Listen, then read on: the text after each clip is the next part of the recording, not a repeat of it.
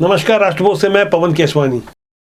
छत्तीसगढ़ में विधानसभा चुनाव से पहले जो अहम बदलाव होने जा रहे हैं, जमीनी हकीकत को तौला जा रहा है, वहां से एक नई तस्वीर उभर कर सामने आ रही है। पहले तो कांग्रेस के प्रदेश अध्यक्ष मोहन मरकाम की बदली को लेकर जो कयास लगाए जा रहे थे, वहां पहली बार कैमरे के सामने मोहन मरकाम ने इस बारे में मीडिया से कुछ अलग ही अंदाज में बात की, जिसे आपको जानना समझना होगा कि राजनीति में किस तरह से माहौल तैयार किया जाता है। मोहन मरकाम की इन बातों को समझने के बाद आगे मैं बताऊंगा कि भारतीय जनता पार्टी किस तरह से मैदानी तैयारी में लगी है।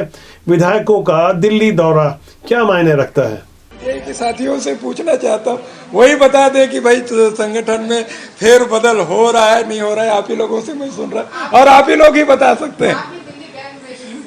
नहीं, दिल्ली आप देखो, जब तक हाईकमान हमें नहीं बुलाएगा तो दिल्ली जाने का सवाल नहीं उठता।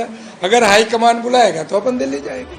छत्तीसगढ़ में कुल जमा 14 भारतीय जनता पार्टी के विधायकों के लिए तारीख मुकर्रर की गई थी 5 अप्रैल, जब उनकी प्रधानमंत्री से मुलाकात होनी थी। लेकिन पीएमओ से संदेश आया कि यह कार्यक्रम टल गया। उसके बाद सीएम भूपेश बघेल सहित कांग्रेस के तमाम नेताओं को यह बोलने का मौका मिल गया कि पीएम ने मिलने का समय नहीं दिया। हालांकि रायपुर के सांसद सुनील सोनी ने सोशल मीडिया में पीएम के साथ अपनी एक फोटो पोस्ट की है। इसी तरह बृजमोहन अग्रवाल ने छत्तीसगढ़ के भाजपा प्रभारी ओम प्रकाश माथुर के साथ, तो अजय चंद्राकर ने नितिन गडकरी और तमाम नेताओं के साथ अपनी तस्वीर डालकर यह समझाने की कोशिश की है कि वो दिल्ली में एक्टिव है। दरअसल छत्तीसगढ़ के नेताओं का यह दिल्ली दौरा कोई सामान्य दौरा नहीं था, जो अंदर की बातें समझ में आ रही है। अब ढेर सारे नेताओं को समझा दिया गया है कि अब पहले वाली बात नहीं होगी, नए चेहरों को मौका दिया जा रहा है। आने वाली 8 अप्रैल को राष्ट्रीय स्वयंसेवक संघ के कुछ बड़े अधिकारियों के साथ समन्वय बैठक होने वाली है, जिसमें अनेक अनुषंगिक संगठनों के लोग आने वाले हैं। शुरुआती जानकारी के अनुसार इस बैठक में भारतीय जनता पार्टी के राष्ट्रीय संगठन महामंत्री BL संतोष के अलावा सह संगठन महामंत्री शिव प्रकाश और छत्तीसगढ़ में पार्टी के प्रभारी ओम प्रकाश माथुर भी मौजूद रहेंगे। इस बैठक में भाजपा से ज्यादा कांग्रेस जनों की निगाहें इसमें लगी हुई है। तरह तरह के कयास लगाए जा रहे हैं। हालांकि बंद कमरे की बात मीडिया में हर बार नहीं बताई जाती, लेकिन जिस तरह से मीडिया का एक वर्ग खबरों को परोसता है, या यूं कहिए कि संतुष्टि के लिए खबरें तैयार की जाती है, वह अब आम जनता को खूब समझ में आने लगी है। डिजिटल के दौर में हालांकि खबरों की उतनी गहराई कहीं पीछे छूट गई है जैसे प्रिंट मीडिया के दौर में हुआ करता था। लेकिन वक्त जरूरत इस बात की है कि हम गहराई से समझें कि हर ओरिजिनल दिखने वाली चीज गुलाब का फूल नहीं होती। आजकल आर्टिफिशियल इंटेलिजेंस का दौर है। ढेर सारी बातें जो दिखती है वो होती नहीं है। शायद यही कारण रहा होगा कि एक खबर जो सुर्खियां बनाई गई, रायपुर पहुंचे जगत गुरु शंकराचार्य अभिमुक्तेश्वरानंद ने कहा कि न वो हिंदू राष्ट्र के पक्ष में है न उसके विरुद्ध है, लेकिन मीडिया का एक वर्ग इसे सुर्खियां बना गया कि शंकराचार्य अभिमुक्तेश्वरानंद ने हिंदू राष्ट्र का विरोध किया। आप शंकराचार्य जी के उन बयानों को सुनिए जहां उन्होंने साफ तौर पर भारत में रहने वाले सभी व्यक्तियों को आदिवासी बताया। लेकिन छत्तीसगढ़ के जिम्मेदार मंत्री कवासी लखमा ने जब ये कहा था कि आदिवासी हिंदू नहीं होते हैं, जाहिर तौर पर इस पे कुछ विवाद तो उठा। फिलहाल आप शंकराचार्य जी के मुखारबिंद से उन बातों को सुनिए और उसके बाद जिम्मेदार मंत्री कवासी लखमा को भी समझने की कोशिश करें कि आखिर उन्होंने ऐसा क्यों कहा था।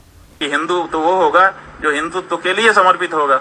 जब धर्मनिरपेक्षता की शपथ के साथ हम खड़े हो गए तो फिर हम कहाँ रह गए धार्मिक? फिर तो हमको सबके साथ मिलकर के चलना पड़ेगा। हम सदा से आदिकाल से हम रह रहे हैं, हम आदिवासी हैं। कोई आदिवासी अगर जंगल में रहता है तो वही आदिवासी है। अगर कोई आदिवासी शहर में रहने लग गया तो आदिवासी नहीं रहेगा। हम और वो अंतर नहीं है हमारे दोनों में। कि जो लोग हिंदू राष्ट्र की बात कर रहे हैं उन लोगों ने अभी तक कोई प्रारूप सामने नहीं रखा है। और जब तक कोई प्रारूप सामने नहीं आता है कि हिंदू राष्ट्र होने के बाद हमारे देश में हमारे व्यवहार में क्या अंतर आ जाएगा, तब तक हम इसका ना तो समर्थन कर सकते और ना तो विरोध कर सकते।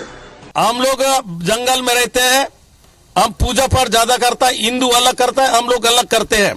हम अगर